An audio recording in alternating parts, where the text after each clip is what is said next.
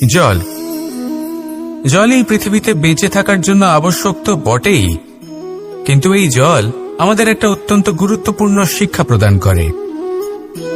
কখনো এই জলকে দেখেছেন?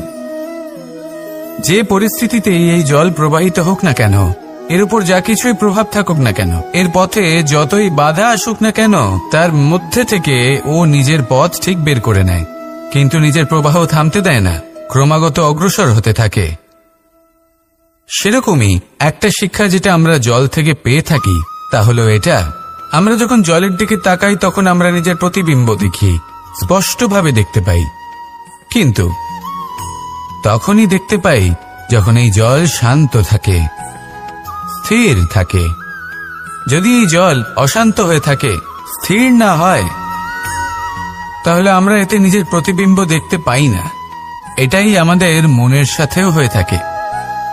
যখনই জীবনে কোনো সংকট আসে, যদি আমরা শান্ত মনে, স্থির মনে সিদ্ধান্ত নিই, তাহলে সেটা এমন একটা শীতল সিদ্ধান্ত হবে যেটা আমাদের ভবিষ্যৎকে একটা শ্রেষ্ঠ স্থানে নিয়ে যাবে।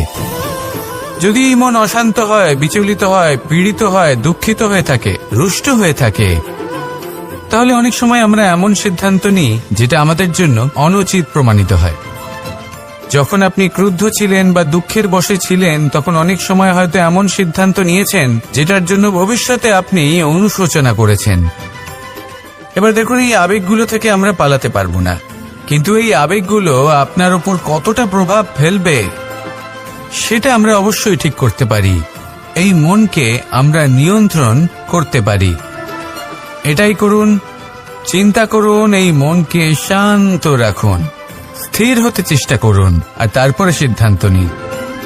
আসুন আমার সাথে ভালোবেসে বলুন, রাধা রাধা। এই সংসারে ভৌতিক বস্তুরও নিয়তি আছে। যারাই এই সংসারে আসে বা উৎপন্ন হয়, তারা কিছুমাত্র সময় পর্যন্তই এখানে থাকতে পারে, আর তারপরে সেও লুপ্ত হয়ে যায়, অর্থাৎ সে নিজেও এই পঞ্চমহাভূতে সমাহিত হয়ে যায়। আমাদের সাথেও ঠিক এটাই হয়। সেই জন্যই ঈশ্বর দ্বারা প্রদত্ত এই উপহারের বিষয়ে ভাবুন, এই জীবনের বিষয়ে ভাবুন। ঠিক যেমন বিশ্বাস ভঙ্গ হলে কোনো ব্যক্তি আমাদের কাছে অপরিচিত হয়ে যান, ঠিক সেরকমই শেষ নিঃশ্বাস ত্যাগের পর এই শরীরও আমাদের কাছে পরই হয়ে যায়। তাই এই শরীর থাকাকালীন শ্রেষ্ঠভাবে একে সদ্ব্যবহার করুন, এই জীবনে শ্রেষ্ঠ কর্ম করুন, আর এই জীবনকে শ্রেষ্ঠভাবে যাপন করার জন্য কিছু কথা বোঝা প্রয়োজনীয়।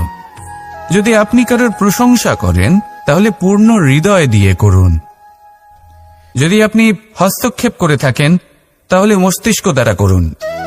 যদি আপনি সমীক্ষা করেন, তাহলে বিবেক দ্বারা করুন। যদি আপনি ধন অর্জন করতে চান, তাহলে নীতি অনুসারে চলুন। যদি জীবনযাপন করতে চান, তাহলে রীতি মেনে করুন। আর যদি ঈশ্বরের ভজন করতে চান, তাহলে ভক্তিভাব নিয়ে করুন। শুধু এই কথা মনে রাখবেন যে আপনার এই জীবন কিন্তু অনিশ্চিত কাল পর্যন্তই আছে। কতক্ষণ আছে সেটা কেউ জানে না। তাই কিছু মুহূর্ত যেটা যাপন করতে আমরা এখানে এসেছি, সেখানে ক্রোধ, অহংকার, ঈর্ষা, এইসব আবেগের কি গুরুত্ব বলুন তো? এগুলো ত্যাগ করুন। মানুষকে ক্ষমা করতে শিখুন, আস্তে আস্তে বিশ্বাস করতে শিখুন। এই সংসারে নিঃস্বার্থভাবে প্রেম করতে শিখুন, আর সবার মধ্যে আনন্দ বিতরণ করুন। তাই এই সব গুণ যদি আপনি আত্মসাৎ করতে পারেন, তাহলে আপনার জীবনে শুধু আনন্দ এবং আনন্দই বিরাজমান হবে। আসুন আমার সাথে ভালোবেসে বলুন, রাধা রাধা। আমরা সবাই পাথর দেখেছি, পর্বতও দেখেছি, শুকনো পাতাও দেখেছি, শ্যামল বনানীও দেখেছি। কখনো ভেবেছেন পাথরের অস্তিত্ব কিন্তু ততক্ষণ পর্যন্ত যতক্ষণ সে পর্বতের গায়ে আটকে থাকে। যখন সেই পর্বত থেকে সেই পাথর ভিন্ন হয়ে যায় ও নিজের অস্তিত্ব হারিয়ে ফেলে, আস্তে আস্তে কখনো পাথর কেটে বা কখনো পিষ্ট হয়ে সেই পাথর আস্তে আস্তে মাটিতে পরিণত হয় এবং পূর্ণরূপে নিজের অস্তিত্ব হারিয়ে ফেলে। এটাই পাতার সাথেও হয়। এই পাতা যতক্ষণ গাছের ডালের সাথে যুক্ত ততক্ষণ তার অস্তিত্ব থাকে। যখনই ডাল থেকে বিচ্ছিন্ন হয় সেও নিজের অস্তিত্ব হারিয়ে ফেলে। আর এটাই আমাদের সাথেও হয়। যতক্ষণ আমরা নিজেদের আপনজনের সাথে যুক্ত থাকি আমাদের অস্তিত্ব বজায় থাকে। যখন আপনজনদের সাথে সম্পর্ক ছিন্ন করি তখন আমরাও আমাদের অস্তিত্ব হারিয়ে ফেলি। এবার এই সংসারের প্রত্যেক ব্যক্তি স্বতন্ত্র থাকতে চান, আর অনেক ব্যক্তি স্বতন্ত্র থাকবেন বলে আপনজনদের দূরে করে দেন আর তাদের সাথে এই সম্পর্ক ছিন্ন করেন। এটা কি সত্যি প্রয়োজন? আপনজনদের সাথে সম্পর্ক ছিন্ন করে নিজের অস্তিত্ব হারিয়ে ফেলা প্রয়োজনীয়, নাকি আপনজনদের সাথে সম্পর্ক বজায় রেখে নিজেদের স্বতন্ত্র করে রাখা সেটা আবশ্যক? নির্বাচন আপনারই। আসুন আমার সাথে ভালোবেসে বলুন, রাধা রাধা। আপনি কি কখনো নৌকা যাত্রা করেছেন? করে না থাকলেও নিশ্চয়ই দেখেছেন যে এই জল যা নিজের অন্তরে সব কিছু সমাহিত করে নিতে পারে, এই নৌকা সেই জলের ওপরেই ভেসে থাকে। নদীর স্রোত কাটিয়ে সে সামনে অগ্রসর হয়। কিন্তু যদি এই নৌকায় কোনো ছিদ্র হয় তাহলে কিন্তু সেই নৌকা ডুবে যাবে। আর এতে কোনো তফাৎ হবে না যে সেই ছিদ্র ছোট নাকি বড়, নৌকা ডুবে যাবে। এই ছিদ্র হলো আমাদের জীবনে আমাদের অপগুণ, আমাদের দোষ, আমাদের বিকার। কখনো এটা ভাববেন না যে এই দোষ খুবই ছোট, হইতে কিছুই যাবে আসবে না। না, সেই ছোট দোষ, সেই ছোট বিকার যদি সেটাকে শুধরে না নেন তাহলে সেটা আপনাকে আপনার পতনের দিকে নিয়ে যাবে। শেষ পর্যন্ত এটা আপনার উপর নির্ভরশীল যে আপনি কি চান। আপনার জীবনের এই নৌকা এভাবেই ডুবে যেতে দেখবেন, নাকি নিজেকে শুধরে নিয়ে সেই নৌকার সেই ছিদ্রটাকে ভরিয়ে তুলতে চাইবেন? নির্বাচন আপনার। আসুন আমার সাথে ভালোবেসে বলুন, রাধা রাধা। আমরা প্রত্যেকেই অবশ্যই এমন সময় দেখেছি যখন অনেকগুলো সমস্যা একসাথে আমাদের জীবনে এসে পড়ে। সমস্যা আমাদের প্রত্যেকের জীবনেই থাকে। আমরা তার সমাধান খুঁজতে চেষ্টা করি, কখনো সমাধান খুঁজে পাই, আবার কখনো যতই চেষ্টা করি না কেন কোনো সমাধান খুঁজেই পাই না। আর যখন এটা হয় তখন মানুষ অত্যন্ত বিচলিত হয়ে পড়েন। নিজের আত্মীয় স্বজন, নিজের বন্ধু বা সংসার, এদের ওপরে এই দোষ চাপিয়ে দেন যে এদের জন্যই এই সমস্যা এসেছে। এবার যদি আমি আপনাকে কোনো পরামর্শ দিই তাহলে এটাই বলবো যে দৃষ্টিভঙ্গি পাল্টে দেখুন। এই দৃষ্টিভঙ্গি দিয়ে দেখুন যে এই সংসারে যে সমস্যায় আসুক না কেন তার জন্য কেউ দোষী নয়, না আপনি না অন্য কেউ। এই পুরো খেলাটাই আপনার মানসিকতা, আপনার দৃষ্টিভঙ্গি, আপনার মনের। কিভাবে বোঝাচ্ছি? যখন আমাদের মন শক্ত থাকে তখন কঠিন থেকে কঠিনতর পরিস্থিতিও আমাদের জীবনে খুব বেশি হলে প্রতিস্পর্ধা হয়ে থেকে যায়। সেখানে যদি আমাদের মন দুর্বল থাকে তখন অল্প কঠিন পরিস্থিতিও আমাদের কাছে খুব বড় সমস্যা হয়ে যায়, তাই না? একটা শক্ত মন কঠিন পরিস্থিতিকে প্রতিস্পর্ধা হিসেবে দেখে আর তার মধ্যে ওটা সুযোগ খুঁজে নেয়। আমাদের শুধু এটাই করতে হবে। এই সংসারে অন্য কাউকে দোষী মনে করলে আপনার সমস্যা দূর হয়ে যাবে না। সেই জন্য এই সংসারকে দোষ দেওয়ার বদলে এই সমস্যার মূলে চলে যান, সেটাকে বুঝুন, নিজের এই মনকে শক্ত করে তুলুন। যদি আপনার মন শক্তিশালী হয় তাহলে এই সংসারে অনেক বড় বড় কঠিন থেকে কঠিনতর পরিস্থিতিও যদি আসে, আপনার জীবনে যতই বড় বড় সমস্যা আসুক না কেন আপনার লক্ষ্য লাভে বাধা দিতে পারবে না। আসুন আমার সাথে ভালোবেসে বলুন, রাধা রাধা। কখনো এই প্রকৃতির দিকে তাকিয়ে থাকবেন। এই প্রকৃতি অনেক ধরনের শিক্ষা দেয়। কোন একটা গাছকে দেখুন কিভাবে সে মাটি থেকে জল শুষে নেয়।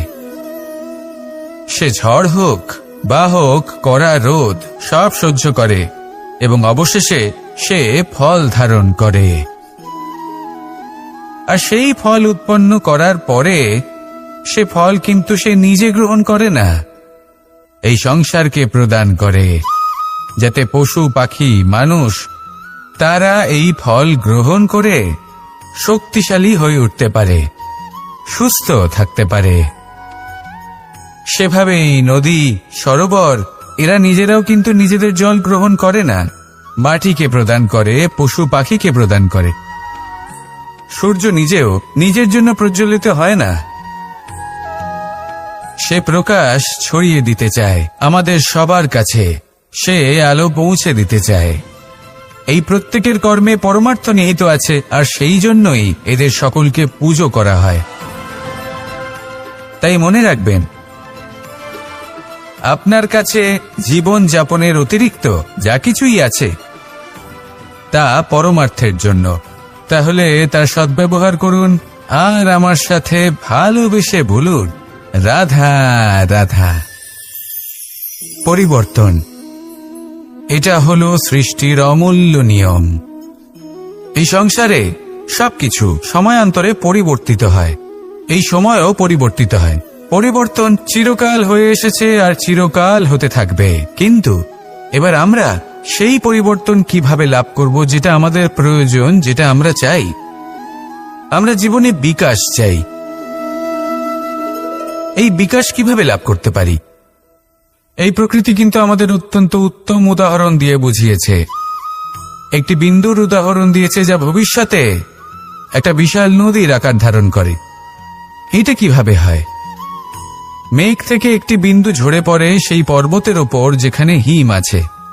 সেই হিমের সংস্পর্শে আসা মাত্র সেই বিন্দুর সাথে আরো বেশ কিছু বিন্দু যুক্ত হয়, তারপর তারা অগ্রসর হয়, আরো কিছু বিন্দু যুক্ত হয়, আস্তে আস্তে একটা ক্ষীণ ধারার রূপ ধারণ করে, এবং সেটাই ভবিষ্যতে আরো এগোতে থাকে। অনেকটা যাওয়ার পর যখন অনেক সংখ্যক বিন্দু একসাথে যুক্ত হয়, তখন সেটা বিশাল নদীর আকার ধারণ করে। এবার আমরা মানুষ বলে আমাদের সাথে এই নিয়মের অন্যথা হয় তা নয়।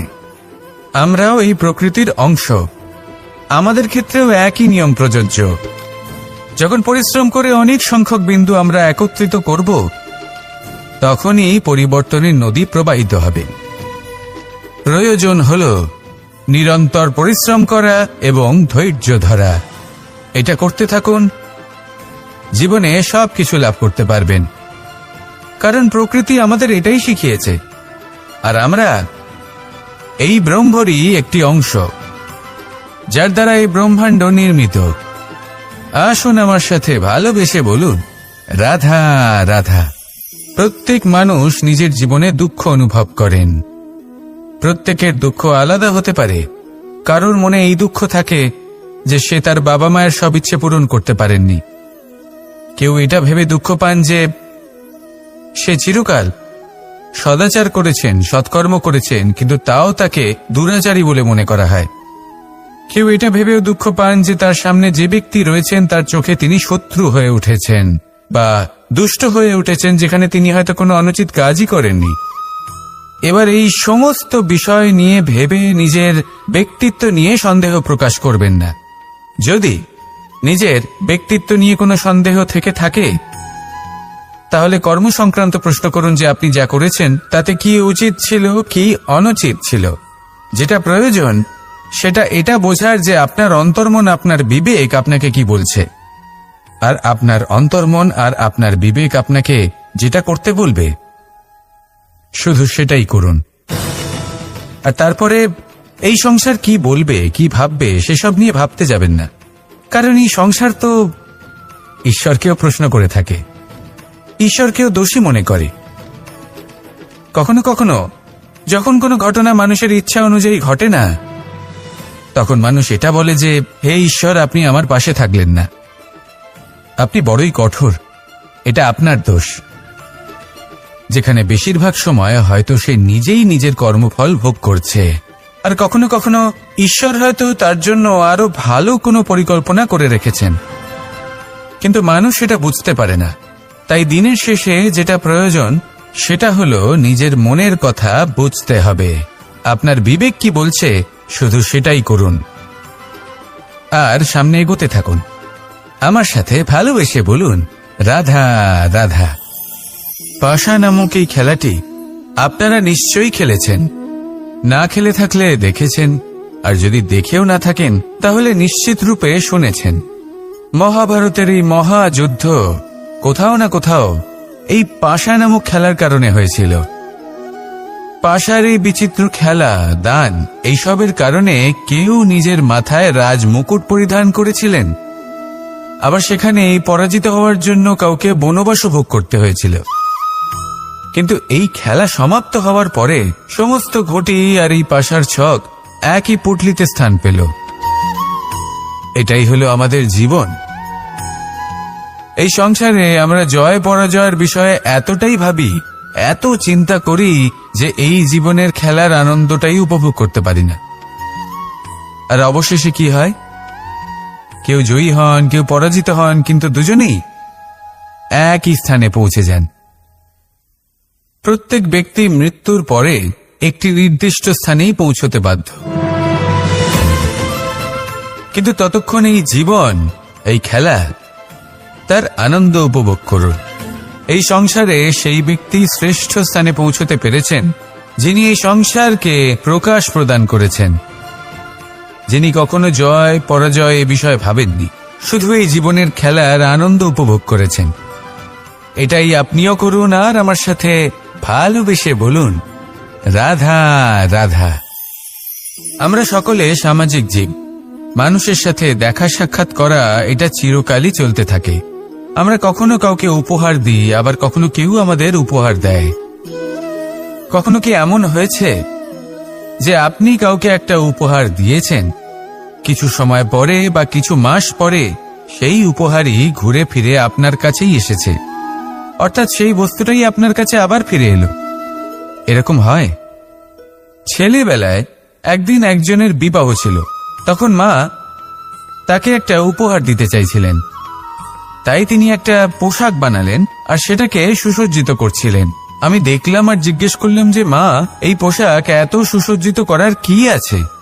তখন মা বললেন যে কানাই, কখনো কাউকে এমনই উপহার দেবে, এমন প্রকারে দেবে যে সেটা যদি আবার ঘুরে ফিরে তোমার কাছে ফিরে আসে তাহলে যেন তোমার খারাপ না লাগে।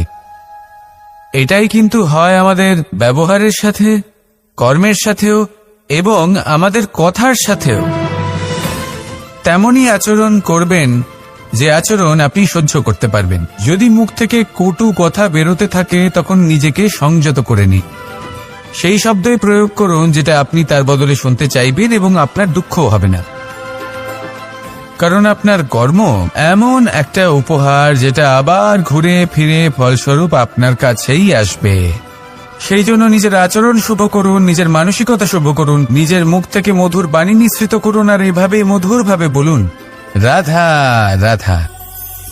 এই সংসারে একটা শব্দ আছে যার বিষয়ে মানুষ অত্যাধিক চিন্তা ভাবনা করে, আর সেই শব্দ হলো অস্তিত্ব, পরিচয়। প্রত্যেক ব্যক্তি এই সংসারে নিজের অস্তিত্ব গড়তে চায়, আর ছোট থেকে এটাই হয়।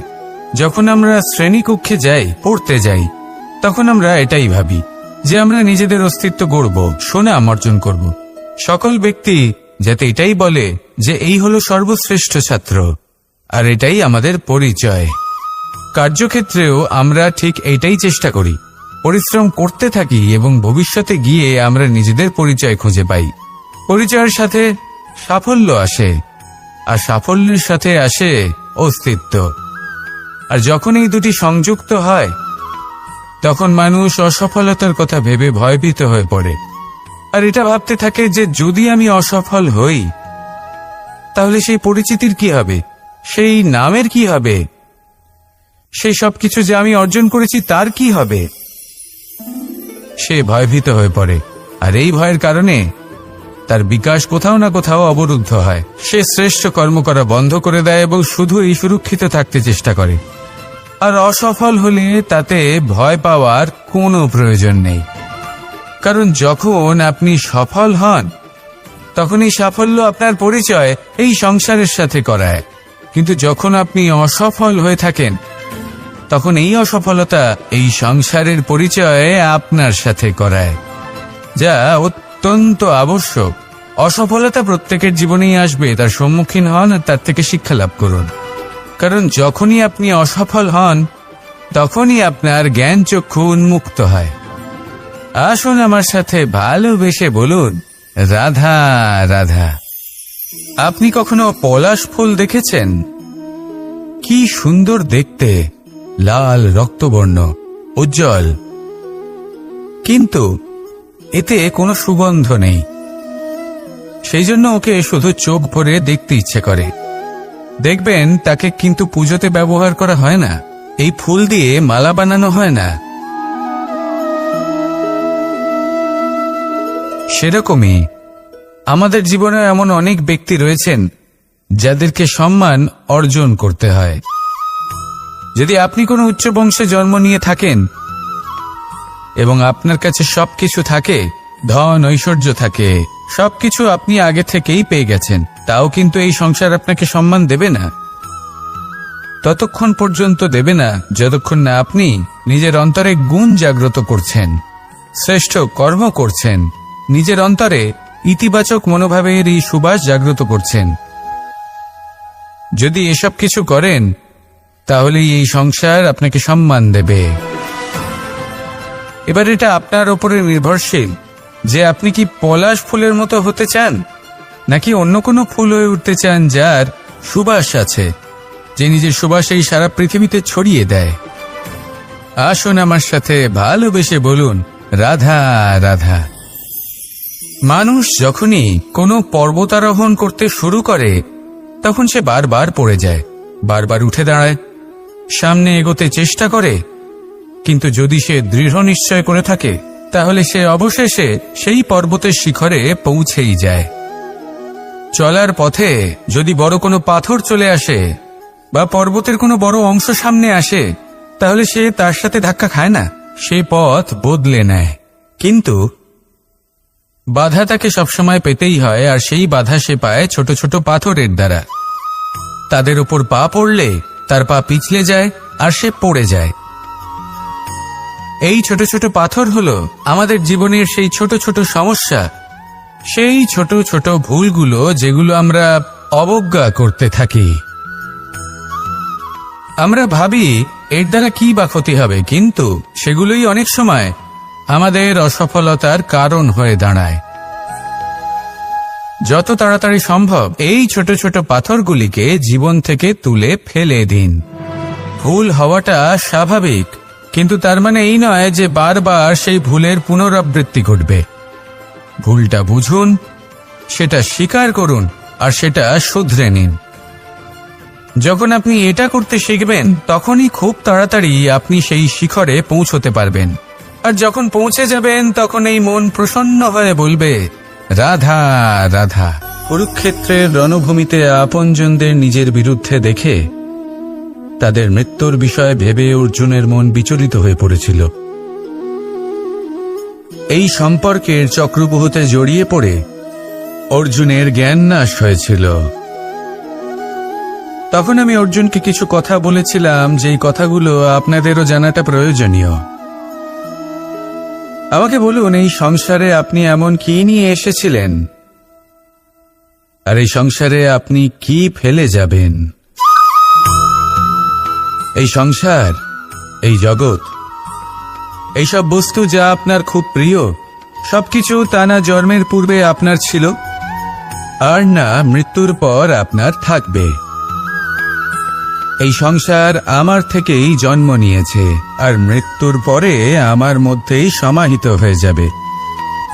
এখানে যার জন্ম হয়েছে তার মৃত্যু এখানে সুনিশ্চিত। শুধু জন্ম আর মৃত্যুর মধ্যের এই শরীর শুধুমাত্র একটা মাধ্যম যার দ্বারা আমরা কর্ম করি, আর এই কর্মের ওপরেই শুধু আমাদের অধিকার রয়েছে। কিন্তু এই সংসারের কিছু অজ্ঞানী এই বিকারগুলোতে জড়িয়ে পড়ে ফল লাভের ওপর নিজের মনোনিবেশ করে, ফলের চিন্তা করতে থাকে। আর যদি মন মতো ফল না পায় তাহলে কুপথে চলে যায়। অন্যদিকে এমন কিছু জ্ঞানী মানুষও আছেন যারা পূর্ণরূপে নিজেকে আমার কাছে সমর্পণ করেন। আর শুধু নিজের কর্ম করতে থাকেন। এই কর্ম করেই আনন্দ লাভ করেন এবং তাতেই জীবন যাপন করেন। যদি আপনিও এটা চান যে আপনার জীবনে সুখ থাকুক, শান্তি থাকুক, সম্পন্নতা থাকুক, তাহলে সৎ পথে চলুন, ঈশ্বরকে স্মরণ করুন আর নিজের কর্ম করুন। আসুন আমার সাথে ভালোবেসে বলুন, রাধা রাধা। গোবর্ধন পর্বতের সাথে আমার সম্পর্ক কেমন আপনারা জানেন। অনেকদিন আগে যখন আমি ছোট ছিলাম, একদিন আমি আর বাবা গোবর্ধন পর্বতে ওঠার চেষ্টা করছিলাম। আমি ক্লান্ত হয়ে পড়লাম আর আমি বাবাকে বললাম যে বাবা, আমাকে আর কতটা উপরে উঠতে হবে, আর ক পা যেতে হবে, আর কত উঁচুতে উঠতে হবে, আর কত সময় লাগবে। তখন বাবা হাসলেন।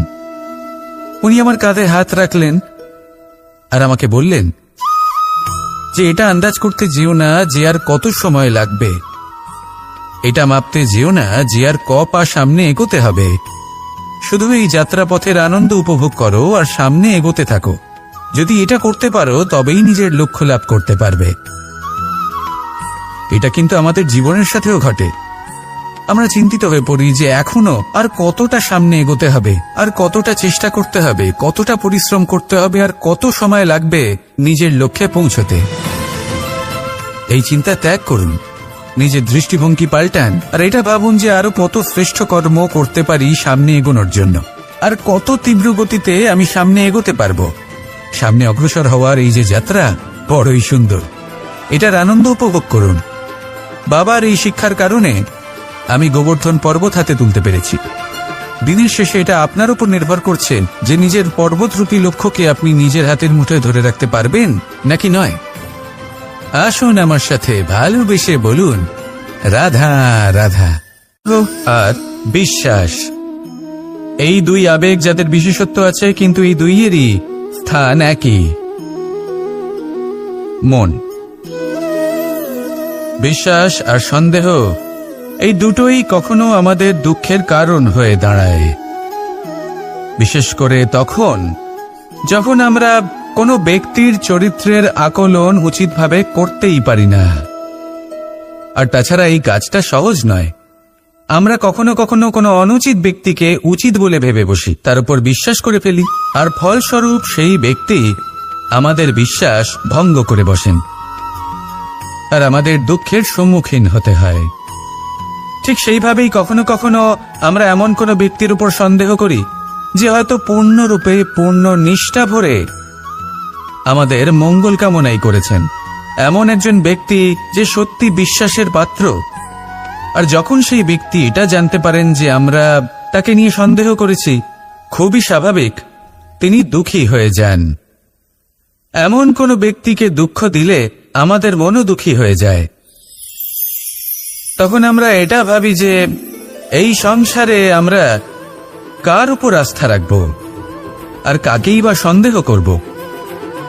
এর উত্তর হলো সময়। এই সংসারে কোনো ব্যক্তির চরিত্র যাচাই করা সবথেকে কঠিন কাজ, সেটা সময় নিয়ে করুন। কোনো ব্যক্তিকে যদি আপনি বুঝতে চান, তাকে পরখ করে দেখতে চান, তাহলে তার সাথে যতটা সম্ভব সময় অতিবাহিত করুন। এই সময় আপনার সামনে সেই ব্যক্তির এমন কিছু দিক তুলে ধরবে যা আর কোনোভাবে আপনি দেখতে পাবেন না। তারপর কি, সময়ের সাথে আপনি জানতে পেরে যাবেন যে এই ব্যক্তি, তার উপর বিশ্বাস করা উচিত নাকি অনুচিত। শুধু এভাবেই যাচাই করুন আর আমার সাথে ভালোবেসে বলুন, রাধা রাধা। এই সংসারে প্রত্যেকটি ব্যক্তির নিজস্ব বিশেষত্ব আছে, আর এই বিশেষত্ব কারোর কাছে শক্তির সমান, কারোর কাছে দুর্বলতা, তা সে মানুষই হোক বা পশু পাখিই হোক না কেন।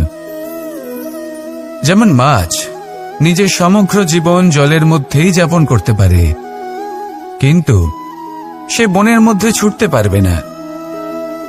সেখানে সিংহকে বনের রাজা বলা হয়, কিন্তু সে তার আধিপত্য জলে স্থাপন করতে পারবে না। যদি এই সিংহ মাছকে এই প্রতিস্পর্ধা জানায় যে তুমি বনের মধ্যে এসে আমার সম্মুখীন হও, তাহলে সেটা অনুচিত হবে। সেটা মাছের দুর্বলতা নিয়ে উপহাস করার মতোই হবে। এবার সংসার এটা দেখে যিনি দুর্বল তার পরিস্থিতি দেখেও হাসবে, আর আপনার মূর্খামি দেখেও উপহাসই করবে। সেই জন্য নিজের জীবনে সব সময় যদি নিজের তুলনা করতে হয়, তাহলে সেই ব্যক্তির সাথে করুন যে বল, স্থান এবং ধন এই 3 দিকে আপনার সমতুল্য, কারণ সেক্ষেত্রে দুজনেই উচিত শিক্ষা লাভ করবেন। যদি এমন কোনো ব্যক্তি থাকেন যিনি আপনার থেকে শক্তিশালী কিন্তু তিনি আপনাকে দুঃখ দেওয়ার চেষ্টা করছেন, তাহলে এটা জেনে রাখবেন যে মানুষ কিন্তু সেই গাছেই পাথর ছুঁড়ে মারে যার ফল অত্যন্ত সুমধুর হয়ে থাকে। আর যদি আপনি বেশি শক্তিশালী হন তাহলে অহংকার করবেন না। এটা মনে রাখবেন, অনেক বড় বড় পাথরও জলে ডুবে গিয়ে নিজের অস্তিত্ব হারিয়ে ফেলেন। নিজের শক্তি সম্পর্কে সচেতন হন, সবাইকে ভালোবাসুন, সবাইকে সাহায্য করুন, আর আমার সাথে ভালোবেসে বলুন রাধা রাধা। এই সংসারে ভৌতিক বস্তুরও নিয়তি আছে। যারাই এই সংসারে আসে বা উৎপন্ন হয় তারা কিছুমাত্র সময় পর্যন্তই এখানে থাকতে পারে, আর তারপরে সেও লুপ্ত হয়ে যায়, অর্থাৎ সে নিজেও এই পঞ্চমহাভূতে সমাহিত হয়ে যায়। আমাদের সাথেও ঠিক এটাই হয়। সেই জন্যই ঈশ্বর দ্বারা প্রদত্ত এই উপহারের বিষয়ে ভাবুন, এই জীবনের বিষয়ে ভাবুন। ঠিক যেমন বিশ্বাস ভঙ্গ হলে কোনো ব্যক্তি আমাদের কাছে অপরিচিত হয়ে যান, ঠিক সেরকমই শেষ নিঃশ্বাস ত্যাগের পর এই শরীরও আমাদের কাছে পরই হয়ে যায়। তাই এই শরীর থাকাকালীন শ্রেষ্ঠভাবে একে সদ্ব্যবহার করুন, এই জীবনে শ্রেষ্ঠ কর্ম করুন, আর এই জীবনকে শ্রেষ্ঠভাবে যাপন করার জন্য কিছু কথা বোঝা প্রয়োজনীয়। যদি আপনি কারোর প্রশংসা করেন তাহলে পূর্ণ হৃদয় দিয়ে করুন। যদি আপনি হস্তক্ষেপ করে থাকেন তাহলে মস্তিষ্ক দ্বারা করুন। যদি আপনি সমীক্ষা করেন তাহলে বিবেক দ্বারা করুন। যদি আপনি ধন অর্জন করতে চান তাহলে নীতি অনুসারে চলুন। যদি জীবনযাপন করতে চান তাহলে রীতি মেনে করুন। আর যদি ঈশ্বরের ভজন করতে চান তাহলে ভক্তিভাব নিয়ে করুন। শুধু এই কথা মনে রাখবেন যে আপনার এই জীবন কিন্তু অনিশ্চিত কাল পর্যন্তই আছে। কতক্ষণ আছে সেটা কেউ জানে না। তাই কিছু মুহূর্ত যেটা যাপন করতে আমরা এখানে এসেছি, সেখানে ক্রোধ, অহংকার, ঈর্ষা এইসব আবেগের কি গুরুত্ব বলুন তো? এগুলো ত্যাগ করুন। মানুষকে ক্ষমা করতে শিখুন, আস্তে আস্তে বিশ্বাস করতে শিখুন। এই সংসারে নিঃস্বার্থভাবে প্রেম করতে শিখুন, আর সবার মধ্যে আনন্দ বিতরণ করুন। তাই এই সব গুণ যদি আপনি আত্মসাৎ করতে পারেন তাহলে আপনার জীবনে শুধু আনন্দ এবং আনন্দই বিরাজমান হবে। আসুন আমার সাথে ভালোবেসে বলুন রাধা রাধা। জল এই পৃথিবীতে বেঁচে থাকার জন্য আবশ্যক তো বটেই, কিন্তু এই জল আমাদের একটা অত্যন্ত গুরুত্বপূর্ণ শিক্ষা প্রদান করে। কখনো এই জলকে দেখেছেন? যে পরিস্থিতিতেই এই জল প্রবাহিত হোক না কেন, এর উপর যা কিছুই প্রভাব থাকুক না কেন, এর পথে যতই বাধা আসুক না কেন, তার মধ্যে থেকে ও নিজের পথ ঠিক বের করে নেয়, কিন্তু নিজের প্রবাহ থামতে দেয় না, ক্রমাগত অগ্রসর হতে থাকে। সেরকমই একটা শিক্ষা যেটা আমরা জল থেকে পেয়ে থাকি তা হলো এটা, আমরা যখন জলের দিকে তাকাই তখন আমরা নিজের প্রতিবিম্ব দেখি, স্পষ্টভাবে দেখতে পাই, কিন্তু তখনই দেখতে পাই যখন এই জল শান্ত থাকে, স্থির থাকে। যদি এই জল অশান্ত হয়ে থাকে, স্থির না হয়, তাহলে আমরা এতে নিজের প্রতিবিম্ব দেখতে পাই না। এটাই আমাদের মনের সাথেও হয়ে থাকে। যখনই জীবনে কোনো সংকট আসে, যদি আমরা শান্ত মনে, স্থির মনে সিদ্ধান্ত নিই, তাহলে সেটা এমন একটা শীতল সিদ্ধান্ত হবে যেটা আমাদের ভবিষ্যৎকে একটা শ্রেষ্ঠ স্থানে নিয়ে যাবে। যদি মন অশান্ত হয়, বিচলিত হয়, পীড়িত হয়, দুঃখিত হয়ে থাকে, রুষ্ট হয়ে থাকে, তাহলে অনেক সময় আমরা এমন সিদ্ধান্ত নিই যেটা আমাদের জন্য অনুচিত প্রমাণিত হয়। যখন আপনি ক্রুদ্ধ ছিলেন বা দুঃখের বশে ছিলেন, তখন অনেক সময় হয়তো এমন সিদ্ধান্ত নিয়েছেন যেটার জন্য ভবিষ্যতে আপনি অনুশোচনা করেছেন। এবার দেখুন, এই আবেগগুলো থেকে আমরা পালাতে পারবো না, কিন্তু এই আবেগগুলো আপনার উপর কতটা প্রভাব ফেলবে সেটা আমরা অবশ্যই ঠিক করতে পারি। এই মনকে আমরা নিয়ন্ত্রণ করতে পারি। এটাই করুন, চিন্তা করুন, এই মনকে শান্ত রাখুন, স্থির হতে চেষ্টা করুন, আর তারপরে সিদ্ধান্ত নিন। আসুন আমার সাথে ভালোবেসে বলুন, রাধা রাধা। আপনি কি কখনো নৌকা যাত্রা করেছেন? করে না থাকলেও নিশ্চয়ই দেখেছেন যে এই জল যা নিজের অন্তরে সব কিছু সমাহিত করে নিতে পারে, এই নৌকা সেই জলের ওপরেই ভেসে থাকে। নদীর স্রোত কাটিয়ে সে সামনে অগ্রসর হয়। কিন্তু যদি এই নৌকায় কোনো ছিদ্র হয়, তাহলে কিন্তু সেই নৌকা ডুবে যাবে। আর এতে কোনো তফাৎ হবে না যে সেই ছিদ্র ছোট নাকি বড়, নৌকা ডুবে যাবে। এই ছিদ্র হলো আমাদের জীবনে আমাদের অপগুণ, আমাদের দোষ, আমাদের বিকার।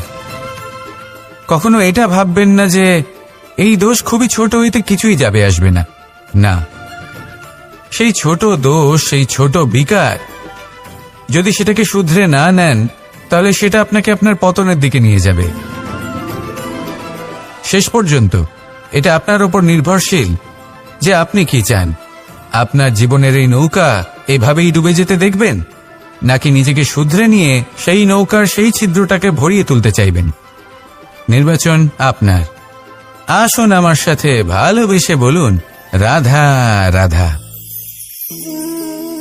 আমরা সবাই পাথর দেখেছি, পর্বতও দেখেছি, শুকনো পাতাও দেখেছি, শ্যামল বনানীও দেখেছি। কখনো ভেবেছেন পাথরের অস্তিত্ব কিন্তু ততক্ষণ পর্যন্ত যতক্ষণ সে পর্বতের গায়ে আটকে থাকে। যখন সেই পর্বত থেকে সেই পাথর ভিন্ন হয়ে যায় ও নিজের অস্তিত্ব হারিয়ে ফেলে, আস্তে আস্তে কখনো পাথর কেটে বা কখনো পিষ্ট হয়ে সেই পাথর আস্তে আস্তে মাটিতে পরিণত হয় এবং পূর্ণরূপে নিজের অস্তিত্ব হারিয়ে ফেলে। এটাই পাতার সাথেও হয়। এই পাতা যতক্ষণ গাছের ডালের সাথে যুক্ত ততক্ষণ তার অস্তিত্ব থাকে। যখনই ডাল থেকে বিচ্ছিন্ন হয়, সেও নিজের অস্তিত্ব হারিয়ে ফেলে।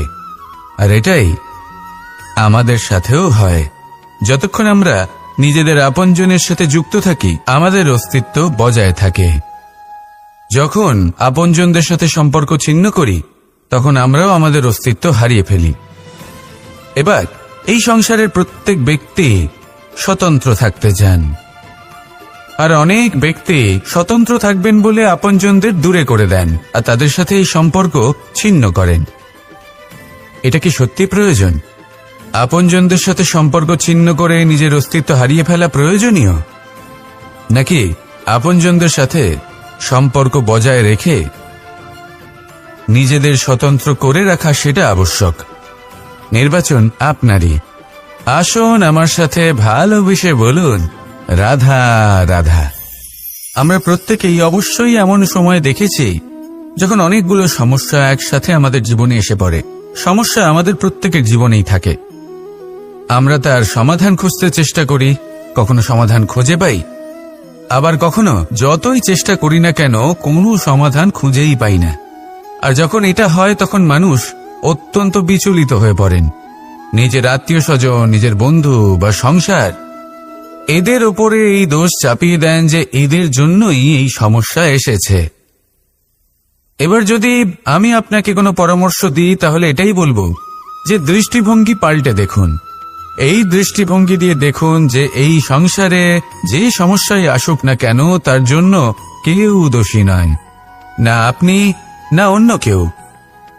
এই পুরো খেলাটাই আপনার মানসিকতা, আপনার দৃষ্টিভঙ্গি, আপনার মনের। কিভাবে বোঝাচ্ছি? যখন আমাদের মন শক্ত থাকে, তখন কঠিন থেকে কঠিনতর পরিস্থিতিও আমাদের জীবনে খুব বেশি হলে প্রতিস্পর্ধা হয়ে থেকে যায়। সেখানে যদি আমাদের মন দুর্বল থাকে, তখন অল্প কঠিন পরিস্থিতিও আমাদের কাছে খুব বড় সমস্যা হয়ে যায়, তাই না? একটা শক্ত মন কঠিন পরিস্থিতিকে প্রতিস্পর্ধা হিসেবে দেখে আর তার মধ্যে ওটা সুযোগ খুঁজে নেয়। আমাদের শুধু এটাই করতে হবে, এই সংসারে অন্য কাউকে দোষী মনে করলে আপনার সমস্যা দূর হয়ে যাবে না। সেই জন্য এই সংসারকে দোষ দেওয়ার বদলে এই সমস্যার মূলে চলে যান, সেটাকে বুঝুন, নিজের এই মনকে শক্ত করে তুলুন। যদি আপনার মন শক্তিশালী হয় তাহলে এই সংসারে অনেক বড় বড় কঠিন থেকে কঠিনতর পরিস্থিতিও যদি আসে, আপনার জীবনে যতই বড় বড় সমস্যা আসুক না কেন আপনার লক্ষ্য লাভে বাধা দিতে পারবে না। আসুন আমার সাথে ভালোবেসে বলুন, রাধা রাধা।